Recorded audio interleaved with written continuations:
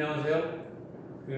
여러분들이 지금 동영상으로 학습을 하고 있는데, 교수님이 그 협상 스킬에 대한 그 포인트를 여러분들한테 이미 배포해 준 PPT 자료를 바탕으로 해서 강의를 진행합니다. 자, 먼저 여러분들이 비즈니스 협상에 있어서는 교수님이 이제 개념과 전략, 실행 이렇게 나누는데, 개념과 전략은 동영상으로 여러분들한테 계속 제공이 될 겁니다, 여러분들. 그래서 그거를 1학기 때 주 테마가 상담 스킬인데 우리가 롤플레이 등 실습을 못하니까 이런 시간만 있게 되니까 콘텐츠를 2학기 때 이번 학기에 배울 것까지 여러분들의 선행학습을 시켰어요. 자, 그러면 이제 여러분들이 이 협상이라는 거는 비즈니스에서 몇 단계에 있는 거냐면 바로 이 3단계에 있는 거예요. 3단계에서. 그러면 2단계는 1학기 때 배웠던 상담이었어요, 여러분들. 근데 그 전에 1단계 처음에 할 거는 자기 자신의 신뢰를 구축해라. 그래서 그 모먼트 투 15초 여러분들한테 얘기했어요, 여러분들. 그래서 비즈니스 4단계에 대한 것도 동영상으로 여러분들이 학습을 했고, 그 다음에 여러분들이 1학년 때 샀던 교수님 책 전략적 사고를 위한 영업 마케팅 가이드에 보면은 여기다 여러분들이 복습을 하면 돼요. 자, 다시 들어가서 1단계에서는 자기 자신의 신뢰를 구축한다. 그래서 메라비안 법칙이 있었어요, 여러분들. 그 다음에 2단계에 가서는 신뢰가 구축이 됐으니까 자사 제품의 베네핏, 즉 편리한 이익이라는 걸 가지고 설득하는 단계가 바로 상담인데, 이때 상담할 때 장하게 중원부원 얘기하면 안 되고 먼저 고객의 니즈를 물어본다. 그래서 질문의 기법을 여러분들이 배웠어요. 질문을 해서 니즈가 1번, 2번, 3번이다 하면은 그 3번, 2번, 1번에 부합된 장점으로 매칭하면 된다 그랬어요. 장점이 비록 10개가 된다고 하더라도 니즈가 3개면 그 관련된 3개만 가지고 상담을 하게 되니까 시간은 10분의 3으로 줄고 필요 없는 말 7가지를 안 하게 되니까 신뢰는 더 제고가 되고 이런 효과를 거둔다 그랬죠. 그래서 질문은 개방 질문과 폐쇄 질문이 있다 그랬어요. 자, 그래서 이제 상담에 설득을 시켜서, 설득은 영업의 컨셉이라고도 했죠. 설득을 해서 우리 회사 제품을 구매한다라고 결정을 했는데, 이때 이제 이견이 도출되는 경우가 있습니다. 이견 도출은 3가지가 있는데, 첫 번째가 가격을 할인해달라는 경우. 여러분들도 이제 물건 구매하면서 이제 흥정하잖아요, 그렇죠? 그럼 우리가 이제 내고 이러는데 이제 네고시에이션 말하는 거죠. 그 다음 두 번째가 배달하는데 일주일 걸린다, 배송이. 근데 3일 안에 해달라, 이런 납기 기간 단축. 이 두 번째고요. 세 번째가 보증 기한이 1년인데 1년 더 연장해서 2년으로 해주세요. 그래서 품질 보증 기한, 워런티 연장을 요구할 때 이제 바로 뭐를 하는 거냐면 협상을 하는 겁니다. 자, 이견 도출이 총 몇 가지야? 3가지. 가격 할인, 납기 단축, 보증 기한 연장.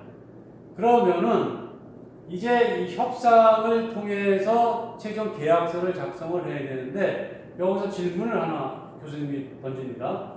자, 여러분들 그럼 계약할 때 2단계인 상담을 반드시 거치는 게 좋을까요? 아니면 바로 3단계 협상, 2단계 상담을 건너뛰고 3단계 협상에서 계약을 체결하는 게 좋을까요? 어떤 게 좋을까요, 여러분? 자, 우리가 물건을 판다는 건 결국은 영업이익을 이제 창출하는 건데요. 3단계죠. 왜? 3단계에서 여러분들 협상 없이 2단계에서 상담으로 설득해서 계약을 체결하면 이견 도출이 발생 안 되잖아요. 가격 할인, 납기 단축, 보증기한 연장 등을 안 해줘도 된단 말이죠. 왜? 이게 다 비용이잖아요. 가격 깎아주면 영업 손실이 발생되는 것이고, 그렇죠? 납기도 단축하는데 잔업을 해야 되고 여러 가지 또 비용이 발생되니까 영업이익이 축소가 될 테고요. 보증기한도 1년 동안에 책정해서 판매가를 거기다 반영을 했는데 1년씩 연장되고 나면 오히려 영업 손실이 발생할 수도 있는 거죠. 그래서 3단계 협상 없이 여러분들 2단계 상담에서 바로 계약 체결하는 것이 영업이익의 극대화를 실현할 수 있다. 여기 포인트입니다. 자, 다시 정리하면 1단계에서 고객 신뢰 구축했죠. 그 다음에 2단계에 상담을 해서 계약 체결하는 것이 가장 좋다. 왜? 이견 도출이 발생 안 되니까.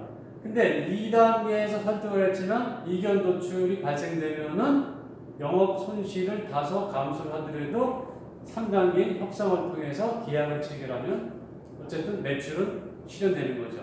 영업이익은 2단계에서 달성했던 것보다는 조금 감축이 되지만은 그래도 매출은 발생을 해야 되니까 또 일정 부분의 영업이익도 보장이 되겠죠. 자, 이렇게 해서 3단계 협상에서 대두되는 거를 이번 학기에 메인으로 배우는 겁니다. 관련된 이제 부수적인 거 교수님이 또 동영상으로 올려놨죠. 서비스 마케팅이라든지 이런 것이 이제 소비자 행동에 필요한 거니까 여러분들이 그런 거를 포괄적으로 알고 그 소비자 행동들의 패턴을 유추하고 그 배경을 이해하면서 협상을 배우는 겁니다. 자, 그래서 다시 정리하면 일단 개념을 이제 배우고요, 협상. 그 다음에 협상을 달성하기 위한 전략을 어떻게 수립하는 건지. 그리고 이 전략 수립된 것을 어떻게 실행하는 건지. 프랙티스, 스트래티지, 컨셉. 여기 이제 여러분들이 이번 학기에 배운 세 가지의 핵심 키워드다. 협상 스킬에서 요구하는 핵심 키워드다. 이렇게 여러분들이 이해하시면 돼요. 자, 첫 번째 컨셉. 협상은 여러분 무조건 상호간의 윈윈입니다. 협상은 왜 한다? 윈윈. 자, 그래서 협상의 화두는 한마디로 말하면 윈윈입니다, 여러분들. 내가 유인하고 상대가 루즈한다든지 둘 다 루즈하면 협상 테이블에 앉는 게 아닙니다. 자, 협상의 화두는 윈윈. 이걸 기억하시고요. 자, 베트나가 있는데 베트나는 베스트 얼터너티브 투 네고시에이티드 어그리먼트의 이니셜입니다. 이거는 여러분들이 베트나는 그냥 숙지를 해주시는 게 좋아요, 여러분들. 자, 베트나는 총 5개가 있는데 그 베트나를 최선의 대안 이렇게 생각하시면 돼요. 베스트 얼터너티브 요거만 기억을 해주시면 돼요. 베트나 또는 최선의 대안 또는 베스트 얼터너티브 이렇게 이해를 해주시면 됩니다. 참고로 여러분들 그 파워포인트 자료에다가 해세요. 베트나 요거에다 5개 아랍의 숫자로 5 이렇게 기록을 해주실 거예요. 자, 그럼 협상은 언제 시작하냐? 아무 때나 시작하는 게 아니라 그랬죠, 여러분들. 그렇죠? 언제 시작한다 그랬어요?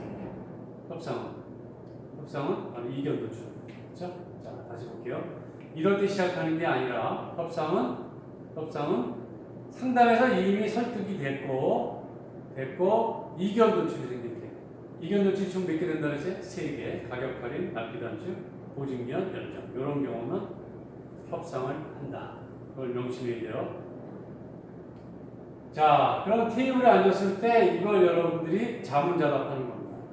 자문자답해서 예스는 답이 나오면 그때 협상 테이블에 앉는 겁니다. 그러니까 뭐예요?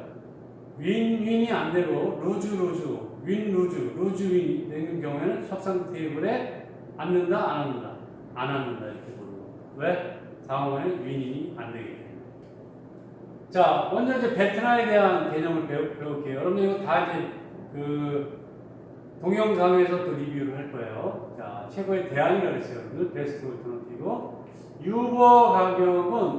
유보 가격은 마지노선인데 유보 가격은 그러니까 내가 매수자인데 여러분들의 제품을 살려고 하는 고객인데 그럼 내가 매수인이고 여러분들이 이제 매도인이 되는 건데 여러분들 영업사원이 되는 거고 제가 고객 또 이렇게 되는 건데 유보 가격은 마지노선이라고 했어요, 여러분들. 여러분들이 저한테 100만 원 이상을 요구하면 저는 안 사는 겁니다.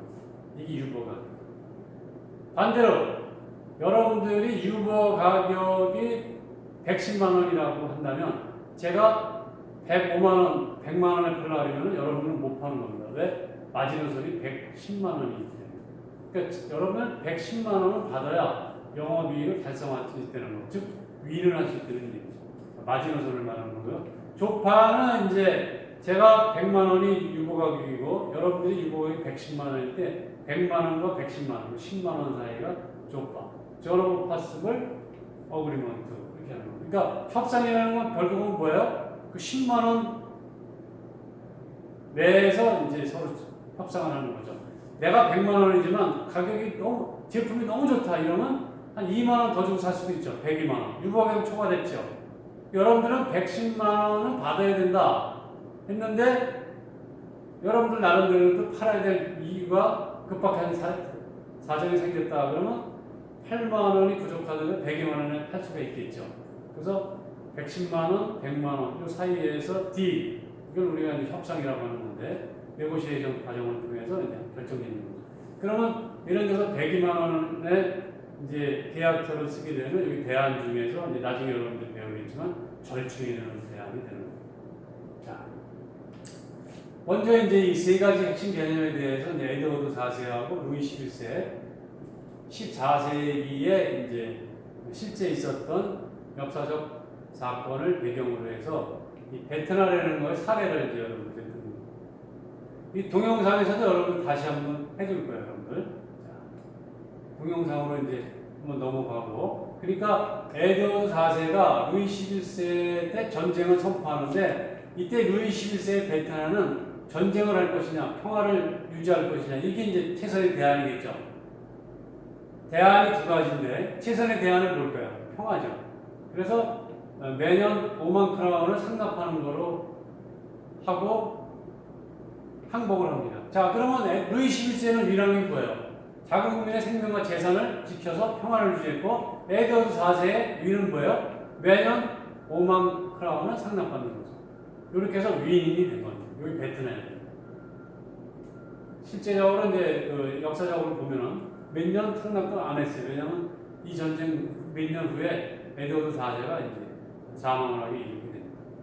자, 루이 11세는 이제 교활한 군주 뭐 이렇게 해서 아주 굉장히 영리한 사람으로 이제 평가가 되고 있죠. 루이 11세 얘기 한번 볼까요? 나는 에드워드 4세의 침략군들을 고기파의 와이르를 물리쳤다. 그러니까 전쟁을 할 것이냐, 평화를 유지할 것이냐 이 대안 두 가지 중에 루이 11세는 뭐예요? 평화를 유지하는 최선의 대안을 평화로 설정을 했죠. 성 안에 있는 고기파의 와인 다 줍니다. 그리고 이제 퇴각할 때 추기경을 붙여줘가지고 계속 고해정선을 하게 해줍니다. 14세기니까 중세라고 했죠. 그러면 이때는 이제 카톨릭이 흥행하는 시대인데 지금도 이제 카톨릭에서는 여러분들 그 재짓거나 새롭게 거듭나기 위해서 이제 신부가 고해정선을 주잖아요. 그래서 이때도 이제 추기경을 붙여줍니다. 해줄 수 있는 건 다 해준다는 거죠. 왜? 본인은 평화를 유지하면서 위인했으니까 더 이상 만족할 그 이상의 가치를 자기는 추구했다. 그러니까 상대방에게 해줄 수 있는 건 다 해줍니다. 자, 베트나가 이제 이렇게 이제 두 가지로 교수님이 이렇게 해놨는데 여러분들, 베트나가 여러분들이 강력하면은 파가 여러분들이 그러니까 이니셔티브라고 해요, 여러분들. 상담을 할 때는 리딩을 해야 되고 여러분들 상담을 리드해야 되고 협상할 때는 주도권을 가지게 돼요. 이니셔티브라고 하는데 그때 이제 이니셔티브 주도권이 있게 되면은 강력해지는 거고 만약에 여러분들이 열등하면은 상당히 불리하죠. 상대방이 청원만을 기다려야 하는 거죠. 그러니까 협상에서는 내 베트나가 강력할 때도 있고 열등할 때도 있다. 그걸 여러분들이 참고하시면 돼요. 자, 만약에 이제 그 대안을 가지고 있다면은 여러분들이 이제 묵상을 해보는 거예요. 강력한가, 열등한가, 수착을 가능한가. 요걸 여러분들이 파악해보는 거죠. 자, 그 다음에 이제 계산할 수 있는 방법이 있냐, 상대방을 알 수 있는 방법이 있냐, 또 상대방의 베트나를 약화시킬 수 있는 방법이 있냐. 이걸 이제 여러분들이 보려는 거예요. 자, 첫 번째 이제 계산하는 방법이 있는데 옵션 추가인데 자, 부가가치를 더 주내는 거예요. 이런 겁니다. 제가 여러분들 예를 들어서 여러분들 회사에 컨설팅을 하기로 했다. 이렇게 가정을 해볼게요. 경영 컨설팅을 하기로 했는데 5천만 원 받고 하기로 했어요, 여러분들. 근데 교수님 입장에서 5천만 원에 대한 부가가치를 극대화하는 방법은 뭐가 있냐면 옵션을 추가하는 방법이 있어요. 즉 500만 원만 더 추가한다면 경쟁사의 동향 분석 보고서까지 만들어주겠다. 이렇게 하는 겁니다. 자, 그럼 어떻게 윈윈했어요? 저는 500만 원을 더 벌어서 윈했고 여러분들은 경쟁사 동향 보고서를 획득했기 때문에 윈했죠. 이게 윈이. 그래서 발전한 개선 사례가 되는 겁니다. 부가가치를 올린다. 에디드 밸류 이렇게 보시면 알죠. 자, 그 다음에 이제 베트남 파악하는 방법이 있어요. 여러분들 GPG기면 100점 불타라고 누가 얘기했어요? 손자병법을 저술한 이제 손무가 한 거죠, 여러분들. 적을 알고 나를 알면 100번 싸워 위태롭지 않다. 100전 100승이 아니야, 여러분들. 불태입니다. 100점 불태. 위태롭지 않다. 자, 업계에 정통한 사람과 접촉해서 상대방의 최선의 대안이 뭔지를 파악할 수 있는 방법이 있겠어요. 또 상대방의 회사의 이러한 보고서를 통해서 상대방의 회사가 어떤 입장에 서 있는지도 알 수가 있겠어요. 그렇죠? 그 다음에 다른 내부인들을 통해서 여러분들이 지금 총무과 직원하고 거래를 하고 있는데 그 회사의 구매부, 생산과 직원을 통해서 비공식 채널을 통해서 파악할 수 있는 방법이 있고 또는 역지사지. 내가 만약에 상대방이라면 이러한 거래를 가지고 협상을 할 수 있을 것인가? 이 역지사지, 이해관계와 선호도와 욕구 파악이 가능해집니다. 그래서 여러분들 우리가 일상에서도 그렇고 교수님이 멘티 학생들은 기억하겠지만 역지사지에 대해서 얘기했죠. 역지사지는 예수님, 공자님이 인류에게 전한 황금 룰, 골든 룰입니다. 황금 룰인데, 자, 공자님이 이렇게 얘기했죠. 기소, 불력, 물시어이다. 기소, 불력. 본인이 하고자 하지 않는 것을 물시어이, 남에게 시키지 마라. 예수님은 어떻게 얘기했어요? 역지사지는 내가 대접받고 싶은 대로, 내가 대접받고 싶은 대로 상대방을 대하라. 이 역지사지인데 협상에 있어서도 내가 상대방의 입장에서는 과연 이런 거래를 할 것인가? 나 같은 사람과 나 같은 욕구를 표출하는 사람과 협상을 전개시켜 나갈 것인가? 이게 이제 포인트가 되는 겁니다. 자, 베트남 파악은 GPG기면 백전 불태, 손자병법에서 말하는 전략적인 사고입니다. 자, 상대방의 배탈을 약화시킬 수 있는 방법은 벌교인데, 자, 벌교는 여러분들 역시 이제 손자병법에 나오는 건데, 이게 2등입니다. 첫 번째 조문이 벌모라는 게 있는데, 도모할 모자인데, 상대방이 쓸데없는 도모하는 것을 사전에 차단시키는 게 가장 좋은 전략입니다. 그러니까, 예를 들어서, 상대방이 여러분들에게 해를 가하고자 했을 때 그 상대방이 여러분들 해를 가하는 순간에 더 큰 화를 입을 거라는 걸 알게 되면 감히 여러분들에게 해를 가하지 못하겠죠. 그런 전략이 벌모. 두 번째가 이제 벌교인데 이거는 외교 전략입니다. 외교 전략. 그러니까 북한하고 우리나라하고 관계가 안 좋을 때 외교 전략 쓰는 주요한 나라가 어디입니까? 중국이죠. 왜? 중국말은 잘 들리니까. 거기 벌교입니다. 벌모는 이제 아까 얘기한 대로 여러분들에게 해를 가하고자 할 때 그 사람의 사전 음모를 차단시키는 아주 고수의 전략이 이제 벌교가 되는 거예요. 그 밑에 이제 벌병이 있고 벌성이 있는데 여러분들이 한번 찾아보시게 돼요. 서로 창칼로 싸우는 건 벌병이라고 해요. 이건 하수 전략이죠. 왜냐하면 이겨도 아군의 병사들이 상처를 많이 입잖아요. 사망자도 있고. 가장 안 좋은 게 벌성. 성을 넘는 건데 성을 넘으면 성을 점령한다 하더라도 아군의 병사가 3분의 1 이상이 사망에 이르죠. 그래서 벌병과 벌성은 피를 흘리는 승리고, 이 벌교나 벌머는 피를 안 흘리고 하는 온전전자를 씁니다. 온전전자에서 전승이라고. 그래서 선자병법에 6109자로 되어 있는데 핵심 한 글자를 찾아라 그러면 그게 뭐냐면 핵심 키워드는 온전전자입니다. 피를 안 흘리고 싸우지 않고 이기는 거. 협상도 여러분들 갈등, 긴장, 흥분 이런 거 하지 않고 스무스하게 해서 계약 체결하는 게 가장 이상적입니다. 그 다음에 이제 여기 이의제의가 있죠. 자, 오랑캐는 오랑캐로 제압해라. 여러분들에게 무리한 요구를 자꾸 하려고 하는 그런 거래처가 있다 그러면은 평소에 여러분들의 시장을 교란시켰던 경쟁사를 그 회사하고 붙여주는 거예요. 그러면 어떻게 되겠어요? 거기서 뭐 결단이 나겠죠. 그래서 거래처가 정신 차리게 하는 방법이죠. 아, 내가 요구하는 게 너무 무리했던 것이구나 라는 거예요. 그래서 상대 경쟁자 전략적 출현을 도모하게 하는 거예요. 이의제의 이런 게 이제 상대방의 베테랑 약화시킬 수 있는 그런 병법입니다.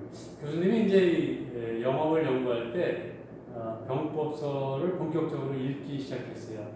그렇게 보니까 영업의 원리나 병법의 원리나 일맥상통하는 걸 발견해서 이렇게 위협적절하게 손자병법도 대비합니다.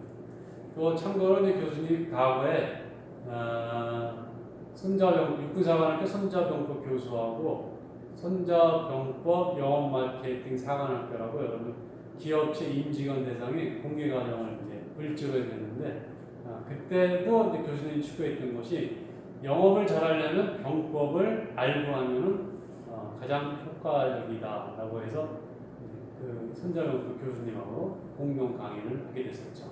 대상은 물론 영업 관련 비즈니스 관련 임직원. 자, 이렇게 하고 대안이 부재하면 대안이 없다. 만약에 대안이 없으면 이제 딜을 수용하는 사람이 아니라 테이커. 상대방이 요구하는 것을 받는 테이커 입장이 아니라 내가 만드는 딜 메이커가 되어야 된다는 거죠. 그래서 이 내용도 여러분들 그 동영상에 교수님이 해놨는데 동전선로 설계, 그러니까 사업사항 조사, 건설계 입찰 공고 여기 이제 뭐냐면 여러분들 동영상에서 여러분들 다시 학습을 하실 건데 전력을 독점 회사로부터 공급받는 회사가 있었어요. 그 독점 공급을 받다 보니까 그 공급사에서 좀 행포를 부리게 되겠죠. 가격을 터무니없이 올리는 거죠.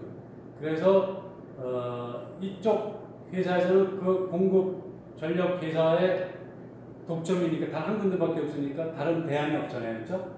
이럴 때 어떻게 했냐면 메이커가 있어요. 우리 당신네가 터무니없이 자꾸 이렇게 하면은 우리가 선로를 그래도 끄떡하네요. 사업 사정서 조사를 하겠다. 발전소 만드는 그래도 끄떡하네요. 발전소 건설계 입찰 공고를 내니까 이 전력 독점 공급 회사에서 이제 두 손을 들고 알았다. 상호간에 위인이 날 수 있게끔 계약을 다시 체결해서 협상을 하겠다라고 해서 이제 협상이 체결됩니다. 이게 칠레에 있는 회사인데 이거 이제 여러분들이 동영상에서 다시 한번 이걸 공부를 하게 될 겁니다. 자, 유보 가격인 거 아까 얘기했죠, 여러분들. 자, 지금 세를 임대를 하고 있는 사람 임차료가 200만 원인데 이전 가능한 임차료는 유보 가격은 300만 원이에요. 근데 건물주가 350만 원을 요구하니까 300만 원 유보 가격이 넘어갔죠. 그러니까 포기가 되는 거죠. 마지노선입니다. 마지노선. 그러니까 유보 가격을 잘 알아야 되는 게 왜 그러냐면 여러분들이 물건을 살 때나 모든 거래를 할 때 상대방의 유보 가격을 추정할 수 있으면 아주 유리합니다. 예를 들어서요. 아까 교수님이 100만 원이 유보 가격이고 여러분들이 110만 원이라고 했잖아요. 교수님이 이제 반대로 한번 해볼게요. 자, 교수님이 유보 가격이 110만 원이고 여러분들의 유보 가격이 100만 원이라고 했대. 교수님은 110만 원까지 무조건 살 수 있어요. 근데 여러분들의 유보 가격이 100만 원이라는 걸 추정할 수 있으면 교수님은